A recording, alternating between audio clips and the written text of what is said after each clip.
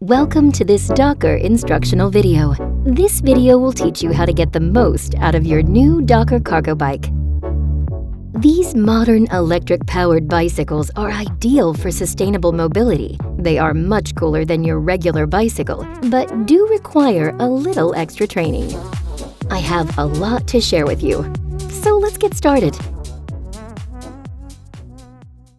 Check your load and the cargo box. Is it secured? Or is everything inside the cargo box going to fly around when you cycle around a corner? Also, make sure that heavy items are placed lower in the cargo area to improve driving stability.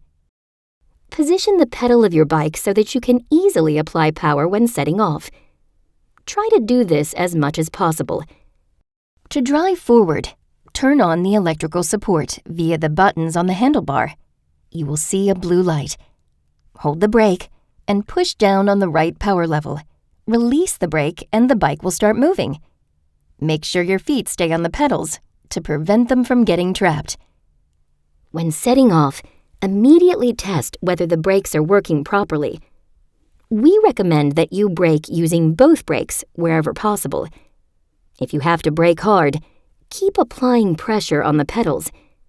This may feel counterintuitive, but it will keep your tires from losing grip and help you stop as quickly as possible. Are they working properly? Then you can continue on your way. The tilt system makes it possible to take tight corners and gives you the feeling of driving a normal bicycle. Try to lean to the side when taking a corner. The bike is designed so that it will not fall over. Try out the more powerful modes if you feel comfortable doing so. You will notice an extra thrust, and you have to pedal even less. However, this does limit your range, so we recommend always using a lighter mode because the bicycle already provides enough support, and it gives you more control over the power delivery. The most powerful mode is only recommended for steep hills, where extra support is needed. When you are mingling with other traffic, you must always bear in mind the dimensions and weight of your bicycle. Performing an unexpected evasive maneuver is a lot more complicated. While on the move, it's best to imagine a similar-sized box in the shape of your bike, floating a few meters in front of you. This allows you to better assess whether certain situations could get tricky. Overtake other cyclists with a wide angle, and not too fast to prevent them from reacting startled. Always keep in mind that the back of your bike is wider than the front. This means creating extra room when overtaking or making a tight turn. You can use the width of your mirrors as a guideline. You will often cycle among a variety of road users, and not everyone is able to anticipate your possibly higher speed.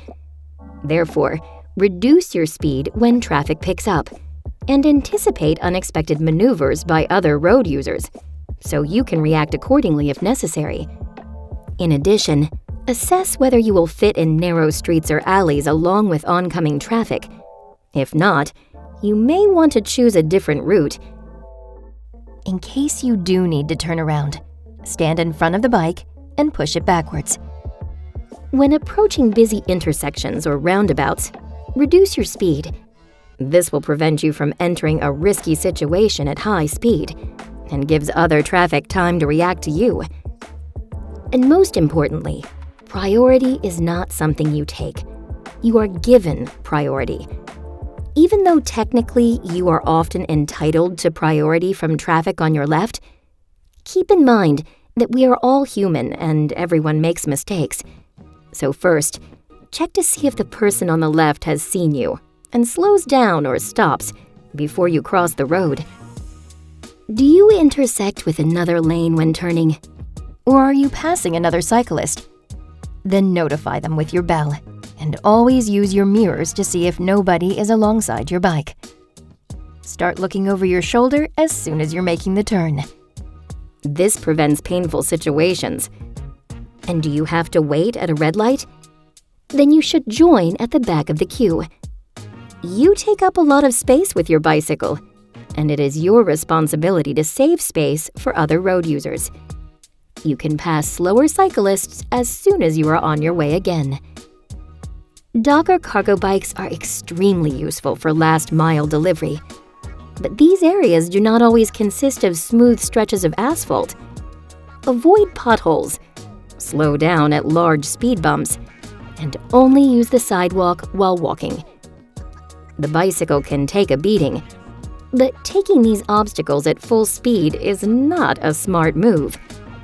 In combination with the heavy load you are carrying, there is a lot of force on the front fork, which can damage it in the long run. Taking some precautions will protect not only your bike, but also your precious cargo. Finally, you should remember that your cargo bike serves as a mobile business card. Careless cycling behavior does not only negatively affect your own image, but also that of your employer. Once you arrive at your destination, you can't just leave your bicycle on the road.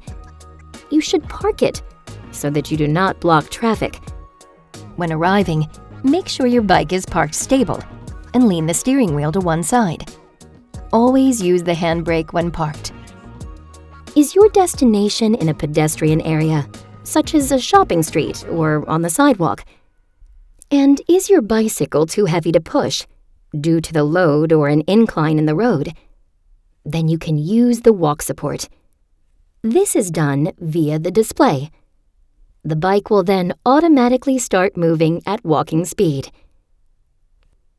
Are you delivering in a busy area? Then it's recommended you lock the cargo box to keep your goods safe. Did you enjoy the ride?